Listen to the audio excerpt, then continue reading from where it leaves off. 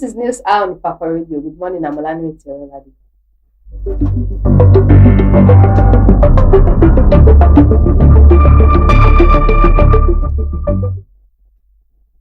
The major headlines.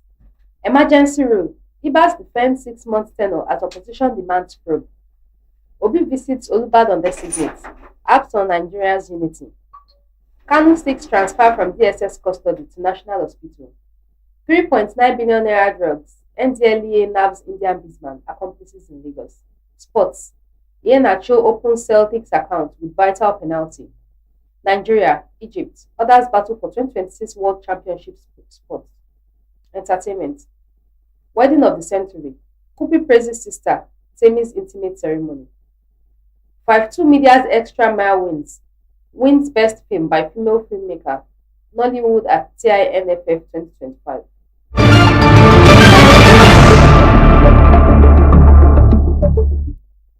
News in detail. Emergency rule. Ibas defends 6 months tenure as opposition demands probe.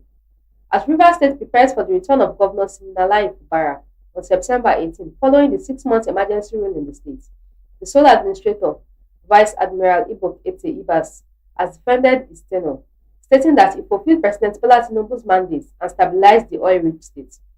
However, the opposition parties called for an investigation into Ibas' tenure, particularly his management of the state's resources during his 6 month stay in Brick House. The People's Democratic Party described Ibas' 6 month administration as a waste of time, declaring it unconstitutional, a violation of democratic norms, and demanding an investigation. Meanwhile, the New Nigeria People's Party dismissed the entire 6 month rule under Ibas as an exercise in futility, claiming it lacked legitimacy from the outset. The Labour Party also criticized the emergency rule, alleging it was designed to protect the interests of President Tinubu and the Minister of the Federal Capital Territory, Nyesom Wike, rather than those of the people. In contrast to the opposition stance, the All Progressive Congress praised Ibas for maintaining peace and upholding the rights of citizens during his time as sole administrator.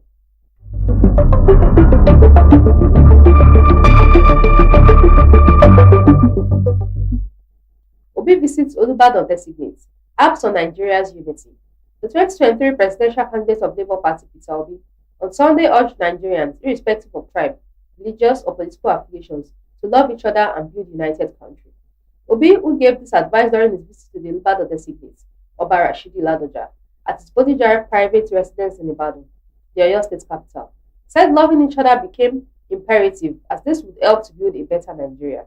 He said, "First, I'm here to pay my sincere respect to royalty, to the Olubadan designate before the installation. I'm here to pay respect for the man I have deep respect for. My visit is to congratulate him as the next 44th Olubadan of Ibadan land. My visit is about Nigeria, about selfless leadership, leadership that is committed to turning our society around. Can we unite and love each other to build a better country? We have no other country except this one. We must all build it together for the benefit of everybody," he advised. The former governor of Anambra State explained that Ibadan is very strategic and central to the political, social, and economic development of Nigeria. Obi expressed optimism that Ladoja will bring his wealth of experience as a former senator, governor, and business tycoon to lead Ibadan to an enviable position.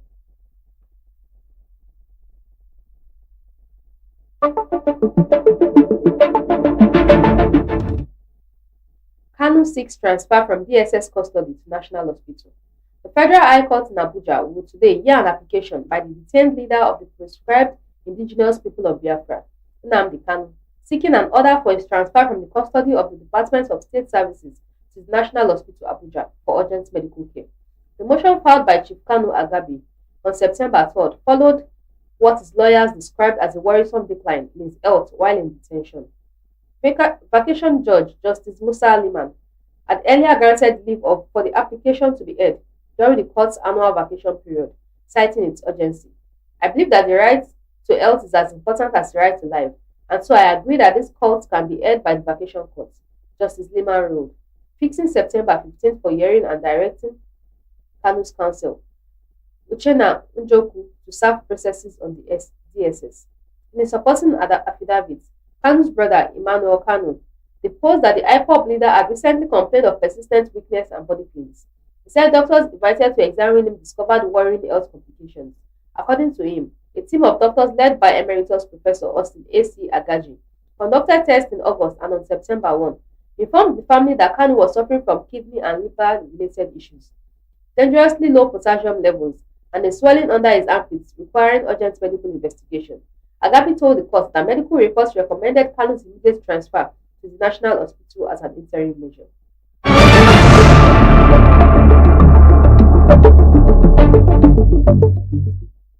3.9 billion naira drugs.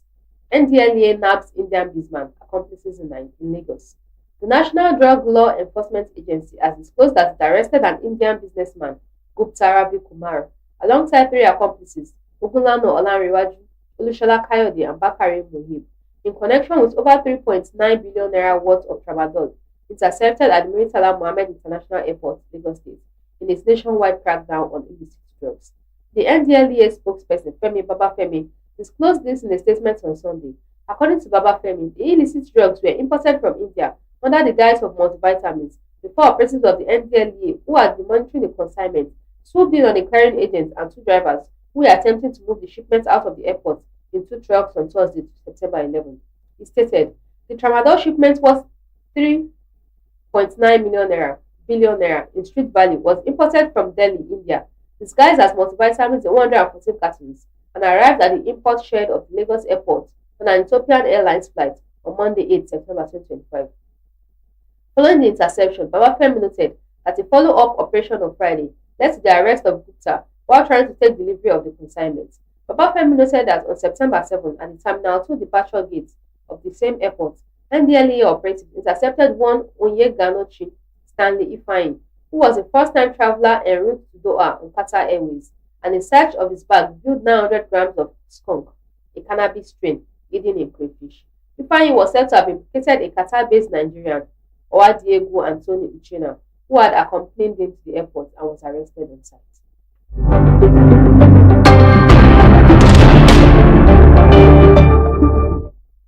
Alake, Ansaru's commander's conviction is victory over illegal mining. The Minister of Solid Minerals Development, Dr. Dele Alake, has said the conviction of the commander of the Ansaru terrorist group, Mahmoud Usman, to a 15-year jail term is a major victory in the war against illegal mining. On Thursday, Justice Emeka Nwite of the Federal High Court in Abuja delivered the verdict, which remanded the accused in prison to face 31 other charges. Commending the judiciary for supporting the ministry's efforts to crush illegal mining, the minister said the verdict had established that bandits engage in illegal mining to fund their operations. In a statement yesterday in Abuja by Special Assistant on Media, Shegun Tomorrow, Dr. Alake said, "It is gratifying for me that the judiciary is aligned with the ministry's objective of zero tolerance for illegal mining. Further tightening of the news around illegalities in mining continues as more drastic measures will be announced shortly." The minister said the ministry would monitor the proceedings of the remaining 31 cases of terrorism against the Ansari commanders.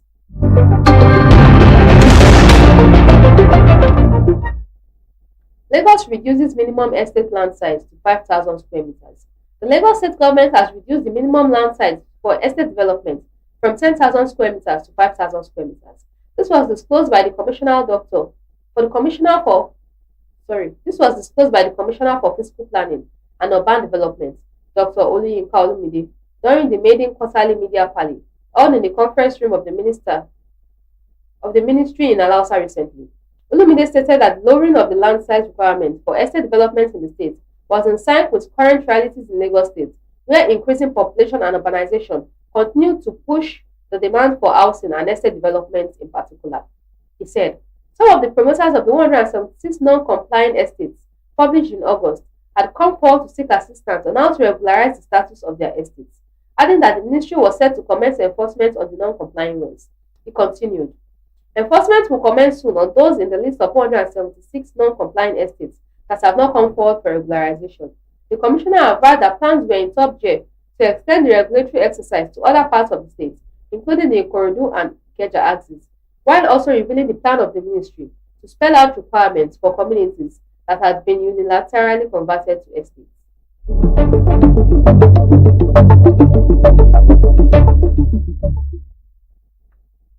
Two feared killed in Lagos suspected cult attacks. Residents of Lakowis, Orita, Adeba, and Songotedo were unhedged on Saturday as suspected cult clashes left two young men brutally killed in separate suspected reprisals. It was gathered on Sunday that the incidents were the latest in a string of cult-related clashes that have claimed several lives across Lagos State in recent weeks. A resident of Lakowe who pleaded anonymity because of the sensitivity of the incident said the victim was attacked with machetes and abandoned by the roadside. According to him, the assailants also severed the victim's right wrist and made away with it. He said, "It is true, it happened yesterday. We left the body at Orita Adeba, opposite the Lakowe bus stop. We can no longer sleep at night. We learned that he was killed by the Aye cult group. His wrist was totally cut off. They have been killing each other to count calls for a few weeks now."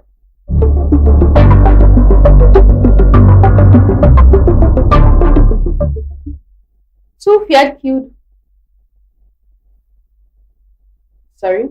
Cops Cop faces dismissal over 915,000 naira rice fraud in Lagos.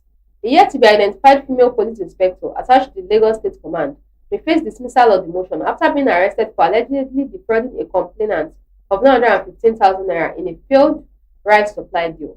It was gathered from a police source on Saturday that the officer was arrested after a complainant reported her at the command headquarters on Wednesday, September 11th.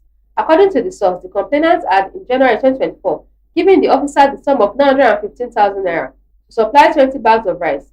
She was, however, said to have gone into hiding after receiving the money.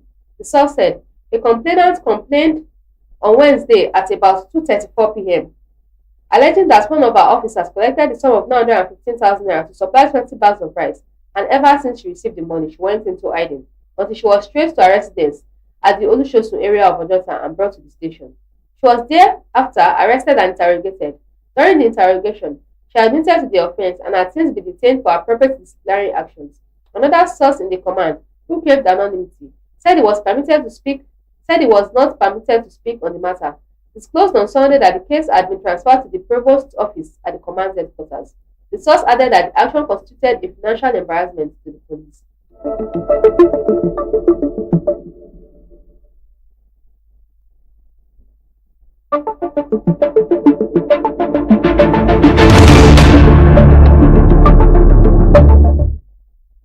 Okito welcomes students, administrators back to school. As the new academic session begins, Honorable Wole Michael Sholola, also known as Okito, majority leader of the Ifako legislative arm, has extended his heartfelt greetings and best wishes to the entire educational community. Honorable Okito emphasized the significance of education in shaping personal development and national progress. He encouraged students to approach the new academic year with renewed determination, discipline, and focus. Education is a powerful tool for changing the world and shaping our communities' future, he said. The majority leader acknowledged the tireless efforts of teachers and parents in nurturing the next generation of leaders and innovators. He affirmed his commitment to supporting policies and initiatives that promote quality education, safe learning environments, and equal opportunities for all. In his closing remark, Honorable Okito offered words of encouragement to pupils and students. You are the hope of tomorrow. Stay focused, stay diligent, and remember that your education is the key to unlocking your potential.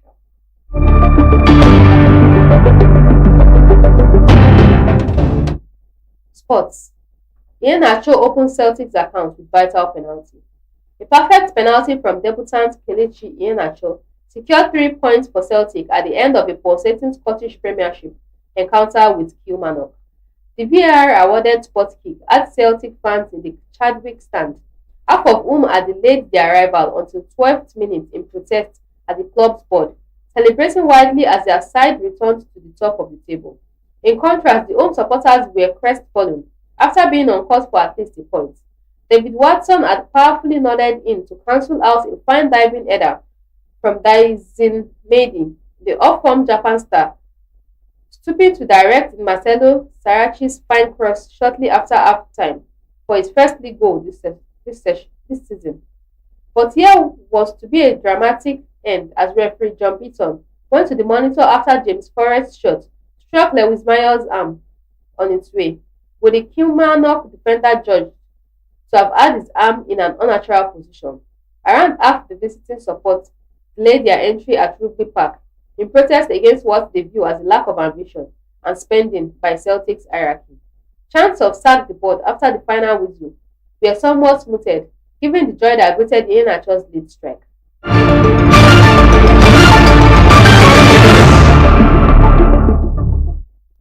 Nigeria, Egypt, others battle for 2026 World Championship spot. Africa's table tennis giants, Nigeria and Egypt, will lead the charge for qualification for the 2026 ITTF World Team Championship in London, United Kingdom, as the continent's top teams converge in Tunis, Tunisia, for the 2025 ITTF African Championship from October 12 to 19th. London 2026 marks a historic centenary celebration, returning the World Championships to the city where it all began in 1926. The Tunis tournament serves as the official African qualification event, with the top performing men's and women's teams securing their place on the sport's grandest stage. In the men's division, Nigeria, West Africa's dominant force, and Egypt, the North African powerhouse, will be joined by Tunisia, Algeria, Cote d'Ivoire, Madagascar, Uganda, Ethiopia, South Africa, Angola, Cameroon, Congo Brazil, Benin Republic, DR Congo, and Morocco. The women's field features Egypt, Nigeria, Benin Republic, Ghana, Ethiopia, Botswana, Cote d'Ivoire, Uganda, Madagascar, DR Congo, Cameroon, South Africa, Angola, Algeria, and host nation Tunisia.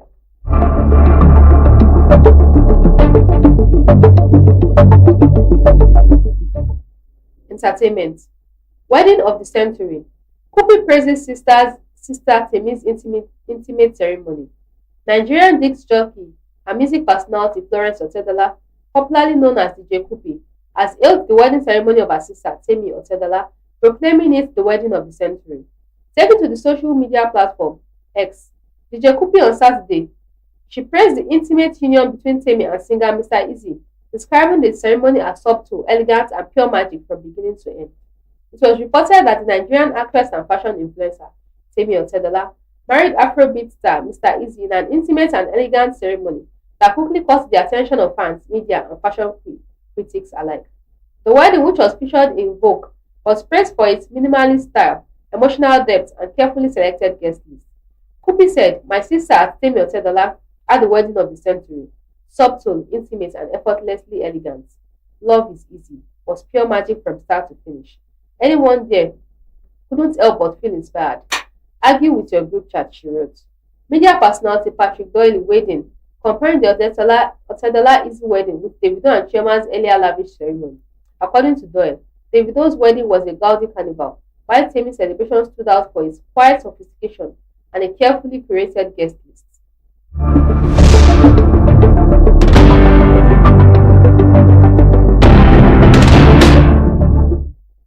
52 Media's Extra Mile wins Best Film by Female Filmmaker, Nollywood at TINFF 2025.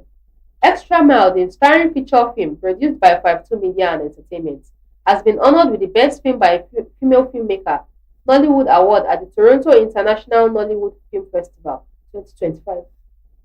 The powerful production, spearheaded by executive producer Solet Ovunda Akarolo and produced by Joy Grant alongside Ovunda Akarolo, captivated audiences and judges alike with its heartfelt storytelling, stellar performances, and innovative approach to Nollywood cinema. The win cements 52 Media and Entertainment's reputation as a force within Nollywood, reinforces the industry's growing presence on the world stage, and highlights the creative power of women behind the camera. The film tells a stirring story about friendship and the choices that test it. Mercy Johnson, Jamaica, Lizanne Esoro, and other Nollywood veterans deliver performances that bring both weight and tenderness to the screen. What carries the film beyond its star power is its honesty, the way it explores betrayal and resilience with a clarity that is at once intimate and universal. TINFF's recognition is an encouragement for female voices in Nollywood to keep breaking boundaries and telling stories that matter, producer Joy Grant said.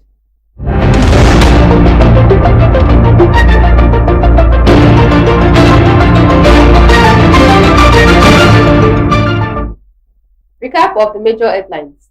Emergency rule. Ibas defends 6 months tenure as opposition demands probe. Obi visits Olubadan designate, apps on Nigeria's unity.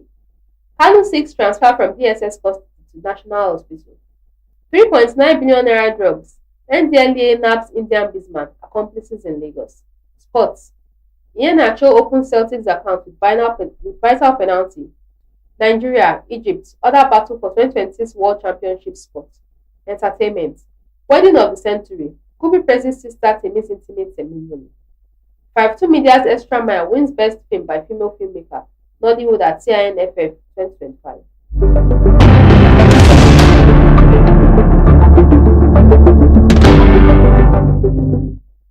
on all our social media handles: Facebook at Ifako Radio, X at Ifako Radio, YouTube at Ifako Radio, WhatsApp at Ifako Radio, Instagram at Ifako_radio.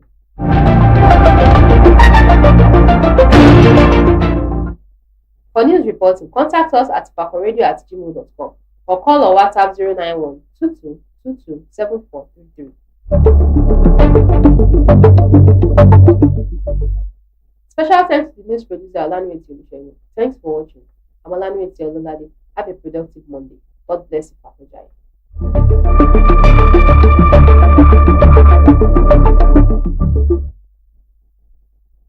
Looking for reliable brand for import and export, logistics and cargo services, ticket booking, or general merchandising? At Divine and Grace Enterprises, they specialize in seamless global trade, efficient cargo handling, top-notch travel support, and trusted merchant services.